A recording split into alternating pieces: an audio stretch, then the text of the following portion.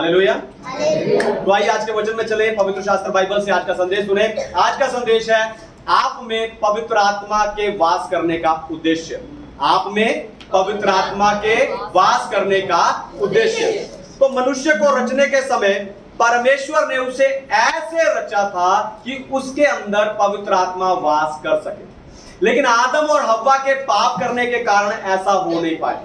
फिर जब प्रभु यीशु मसीह ने क्रूस के ऊपर पाप को खत्म करके मनुष्य और परमेश्वर के बीच के टूटे रिश्ते को फिर से जोड़ दिया, तब यह संभव हो सका। यानी प्रभु यीशु मसीह को उद्धार करता स्वीकार करने वाले हर एक व्यक्ति के अंदर पवित्र आत्मा वास करते हैं।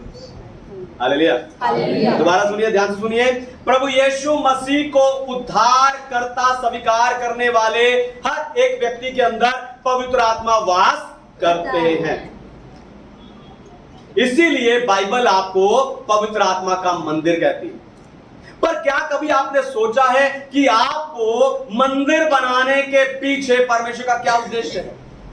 आपके अंदर पवित्र आत्मा को वास कराने के पीछे परमेश्वर का क्या उद्देश्य है? तो पवित्र आत्मा आपके अंदर बैठकर क्या कर रहे हैं, यही बताकर आज मैं आपको उत्साहित करने जा रहा हूं। लेकिन उससे पहले मैं चाहता हूं कि दुनिया भर से जितने विश्वासी स्पिरिचुअल पैशन असेंबली यानी आत्मिक उत्साह की सभा के संदेश को सुनते हैं, हम जोरदार ताली से उनका स्वागत करें।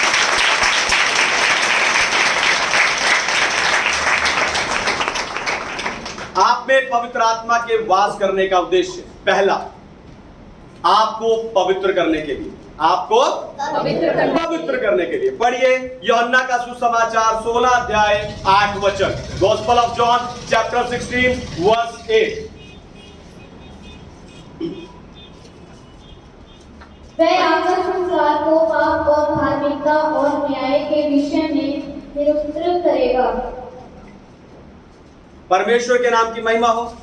अगर पवित्रताई की बात की जाए तो विश्वासियों को यही लगता है कि सिर्फ यीशु का लहू उन्हें पवित्र करता है। उनकी प्रार्थनाएं भी ऐसी हैं, यीशु मुझे अपने लहू से धो दो, यीशु मुझे अपने लहू से साफ कर दो, यीशु मेरे अंदर के पाप को अपने लहू से निकाल दो। पर सच्चाई यह है कि आपको तीन चीजें पवित्र करती हैं। पहला, परमेश्वर का वचन। इफिसियों की पत्री 5 अध्याय 26 वचन कहता है कि हम उसके वचन के जल से धोकर शुद्ध हुए हैं। दूसरा है यीशु का लहू। पहला यूहन्ना की पत्री 1 अध्याय 7 वचन हमें बताता है कि यीशु के लहू से हमारे सारे पाप शुद्ध हुए हैं। हालेलुया। तीसरा है पवित्र आत्मा, जो हम यहां पढ़ते हैं कि वो हमें पाप के प्रति निरुत्तर करता है, यानी वो हमें हमारे पाप का एहसास करवाता है। कैसे? जब आप प्रार्थना में बैठते हो, आंख बंद करते हो, सबसे पहले आपको क्या दिखाई देता है? जो आपने दिन भर में किया। हालेलुया। जब आप प्रार्थना में बैठते हो, आंख बंद करते हो, सबसे पहले आपको क्या दिखाई देता है? वो जो आपने दिन भर में किया। आज पूरा दिन आपने क्या गलती की, आपने क्या बुराई की, आपने क्या पाप किया, वो सब पवित्र आत्मा उस समय आपको दिखाना शुरू करते हैं, ताकि प्रार्थना में आगे बढ़ने से पहले आप पश्चाताप कर लें। हालेलुया। ये सब चीजें पवित्र आत्मा इसलिए दिखाते हैं ताकि प्रार्थना में आगे बढ़ने से पहले आप पश्चाताप कर ले। और जब आप पश्चाताप करने के बाद प्रार्थना में आगे बढ़ते हैं, जब आप पश्चाताप करने के बाद पवित्र आत्मा में भरते हैं, उस समय पवित्र आत्मा की आग आपके अंदर के पाप को जलाकर आपको पवित्र करती है। हालेलुया। इसलिए मैंने कहा पवित्र आत्मा आप में वास करती है आपको पवित्र करने के लिए। हालेलुया। दूसरी बात, आप पर छाप देने के लिए, आप पर छाप देने के लिए। इफिसियों अध्याय 1 वचन 13, इफिशियंस चैप्टर 1 वर्स 13।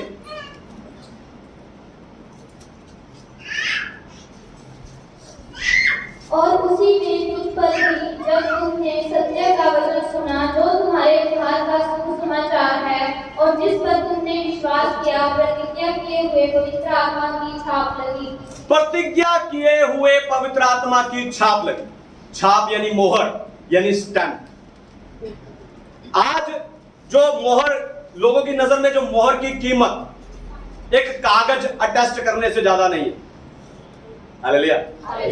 अगर एक मोहर की कीमत किसी को पूछे तो उन लोगों की नजर में एक कागज को अटेस्ट करने से ज्यादा एक मोहर की कीमत उनकी नजर में नहीं है। लेकिन अगर आप राजाओं के समय में देखें तब आपको एक मोहर की कीमत समझ आएगी। एक राजा अपने हर सामान पर, अपने हर जानवर पर और अपने सिक्कों पर और जो कुछ उसका है उस सब पर अपनी मोहर गुदवाता था, ताकि कोई दूसरा अपना जो उसके ऊपर अपना हक ना जमा सके। नहीं तो मोहर की अहमियत उस व्यक्ति से पूछिए जिसे बाहर के देश जाना, कनाडा, अमेरिका, इंग्लैंड, जिसे बाहर के देश जाना, क्योंकि उसके वीजा पर या उसके पासपोर्ट पर स्टैंप लगे बिना वो बाहर के देश जा नहीं सकता। हालेलुया। मत्ती रचित सुसमाचार 27 अध्याय 66 वचन बताता है कि यीशु मसीह की कब्र को मोहर लगाकर बंद किया गया ताकि राजा की आज्ञा के बिना कोई उसे खोल ना सके। लेकिन रोमियो की पत्री 8 अध्याय 11 वचन कहता है कि पवित्र आत्मा ने यीशु मसीह को जीवित किया। हालेलुया। पवित्र आत्मा ने यीशु मसीह को जीवित किया। यानी पवित्र आत्मा की सामर्थ के द्वारा उस दिन वहां पर एक बड़ा भूडोल हुआ। यीशु मसीह की कब्र पर लगा पत्थर लुढ़क गए और यीशु मसीह मुर्दों में से जी उठा और 40 दिन बाद स्वर्ग चला गया। हालेलुया। अब वो आत्मा आप में बसता है। हालेलुया। यीशु मसीह को जिंदा करने वाला आत्मा आप में बसता है।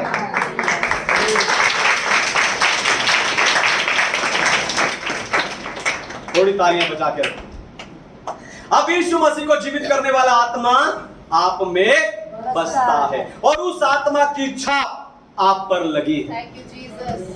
उस आत्मा की छाप आप पर लगी है। और जब यीशु मसीह आएगा, ध्यान से सुनिए, जब यीशु मसीह आएगा इस छाप के कारण, पवित्र आत्मा की इस छाप के कारण जो कब्र में बंद है वो कब्रें खुल जाएंगी।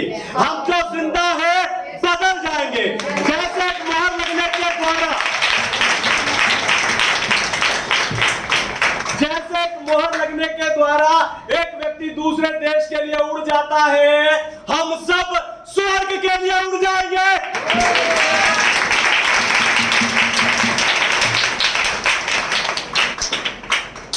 तीसरी बात, पवित्र आत्मा का आप में वास करने का उद्देश्य, तीसरा उद्देश्य, हमें सामर्थी बनाता है। पवित्र आत्मा आपको सामर्थी बनाता। पढ़िए इफिसियों अध्याय 3 वचन 16। Ephesians chapter 3 verse 16। कि वे अपनी महिमा के धन के अनुसार तुम्हें ये जानते कि तुम उसके आत्मा से अपने भीतरी मनुष्यत्व के सामर्थ पाकर बलवन्त होते जाओ। हालेलुया। परमेश्वर के नाम की महिमा हो तो उसकी आत्मा के द्वारा अपने भीतरी मनुष्यत्व में सामर्थ्य पाकर बलवंत होते हैं। यानी यह वचन हमें बताता है कि मसीही युद्ध में, मसीह जीवन के युद्ध में हम अकेले नहीं हैं। पवित्र आत्मा अपनी सामर्थ्य देकर हमारी मदद करता है। हालेलुया। बच्चे शांति बनाए रखें। पवित्र आत्मा अपनी सामर्थ्य देकर हमारी मदद करता है। हालेलुया। परीक्षा के समय आप शैतान का सामना कर पाते हो? कभी सोचा? परीक्षा के समय आप शैतान का सामना कर पाते हो? क्यों? क्योंकि आपकी आत्मा से बड़ा आत्मा आप में वास करता है। हालेलुया। आपकी आत्मा से बड़ा पवित्र आत्मा आप में वास करता है। पवित्र आत्मा आपको सिर्फ परीक्षा के समय या शैतान से लड़ने में मदद नहीं करता, पर आपके अंदर की, आपके जीवन की उन कमियों को जो आपको बार बार पाप की ओर ले जाती है, जो आपको प्रभु यीशु मसीह में बढ़ने से रोकती है, उन कमियों पर जय पाने के लिए पवित्र आत्मा के फल आपको सामर्थ्य देते हैं। प्रेम, कृपा, आनंद, भलाई, धीरज, संयम, मेल मिलाप, विश्वास, ये सारे फल आपको सामर्थ्य देते हैं। हालेलुया। लेकिन मुश्किल ये है, आपको बताऊं, मसीहों को लगता है, सब मसीहों को यह लगता है कि पवित्र आत्मा के वरदान उन्हें सामर्थी बनाते हैं। मसीहों को क्या लगता है कि वरदान हमें सामर्थी बनाते हैं। पर सच्चाई यह है कि जो वरदान है वो दूसरे के लिए सामर्थ्य है। हालेलुया। दोबारा सुनिए, ध्यान से सुनिए। जो वरदान है, आपके पास जो वरदान है, वो सारे वरदान दूसरों के लिए सामर्थ्य है, जिसके द्वारा आप दूसरों को चंगाई, छुटकारा, आशीष, चमत्कार, भविष्यवाणी, ये और भी सब कुछ आप उन्हें प्रदान करवाते हो। लेकिन आत्मिक फल, ध्यान से सुनिए, आत्मिक फल आपके अपने जीवन के लिए सामर्थ्य है। हालेलुया। आत्मिक फल आपके खुद के लिए सामर्थ्य है, क्योंकि जितना आप आत्मिक फलों में बढ़ते जाओगे, उतना आप अपने जीवन की कमियों पर जय पाओगे। आपका भीतरी मनुष्य बलवंत होता जाएगा। आपका जीवन, आपका स्वभाव, आपकी आदतें यीशु मसीह जैसी होती जाएगी। Hallelujah, hallelujah. चौथी बात, पवित्र आत्मा हमारे अंदर वास करता है। क्यों? चौथी बात, हमारे लिए बोलता है। पवित्र आत्मा आपके लिए पढ़िए, रोमियो अध्याय 8 वचन 26, रोमन्स चैप्टर 8 वर्स 26। इसी रीति से आत्मा भी हमारी दुर्बलता में सहायता करता है, क्योंकि हम नहीं जानते कि प्रार्थना किस रीति से करना चाहिए, परंतु आत्मा आपकी ऐसी आंखें भर कर जो बयान से बाहर है हमारे लिए विनती करता है। Hallelujah, hallelujah. परमेश्वर के नाम की महिमा। तो मसीही लोगों को, बहुत से मसीही लोगों को प्रार्थना करना मुश्किल लगता है, पर ऐसे लोग जब प्रार्थना करना शुरू करते हैं, तब पवित्र आत्मा आप में या उनमें विनती करने लगता है। हालेलुया। उन्हें लगता है मैं प्रार्थना कैसे करूं, मुझे प्रार्थना नहीं आता। लेकिन जब वो प्रार्थना करने बैठते हैं, उस समय पर खुद आप में वास करने वाला पवित्र आत्मा आपके अंदर से विनती करना शुरू करता है। हालेलुया। आपकी प्रार्थना की कमजोरी को समझकर, ध्यान से सुनिए, आपकी प्रार्थना की कमजोरी को समझकर पवित्र आत्मा आप में से परमेश्वर के साथ बोलना शुरू करते हैं। हालेलुया। जब थकावट के कारण, कमजोरी के कारण, बोझ के कारण, या फिर नींद के कारण, या फिर भावनाओं को चोट लगने के कारण, जिस दिन आप प्रार्थना नहीं कर पाते, उस दिन पवित्र आत्मा आपको प्रार्थना करने की सामर्थ्य देता है। हालेलुया। उस दिन खुद पवित्र आत्मा आपको प्रार्थना करने की सामर्थ्य देता है। हालेलुया। आपको बताऊं, उस समय पवित्र आत्मा ऐसा कनेक्शन, ध्यान सुनिए, उस दिन पवित्र आत्मा आपका परमेश्वर के साथ ऐसा कनेक्शन स्थापित कर देता है जो आप नहीं कर पाते। हालेलुया। जब आप दुख में होते हैं, बोझ में होते हैं, नींद में होते हैं, बीमारी में होते हैं, आपको लगता है मैं प्रार्थना नहीं कर सकता, लेकिन उस दिन कुछ ऐसा होता है कि बहुत अच्छी प्रार्थना होती है। क्यों? क्योंकि उस दिन, उस दुख के बीच में भी पवित्र आत्मा आपका परमेश्वर साथ ऐसा कनेक्शन जोड़ देता है जो आप जोड़ नहीं पाते। हालेलुया।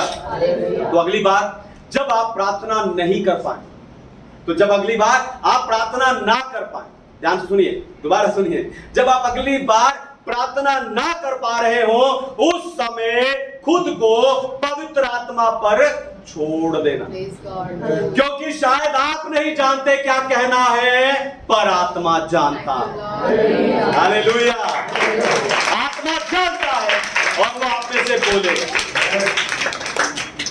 पांचवी और आखिरी बात, पवित्र आत्मा का पांचवा और आखिरी उद्देश्य वचन को समझाने की शक्ति देता है।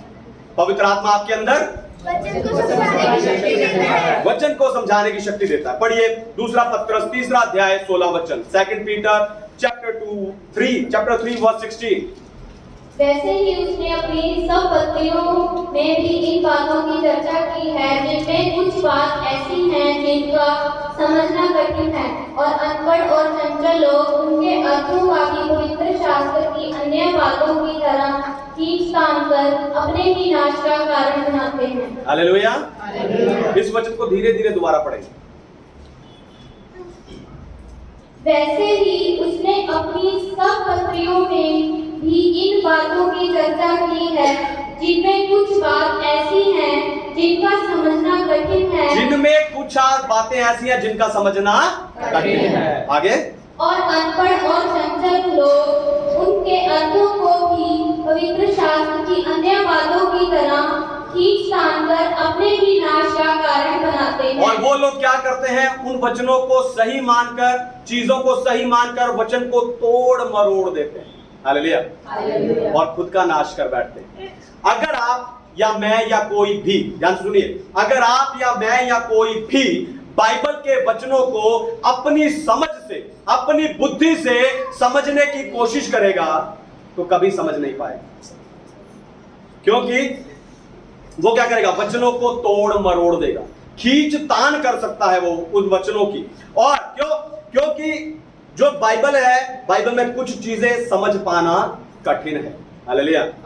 बाइबल में कुछ चीजें समझ पाना कठिन है।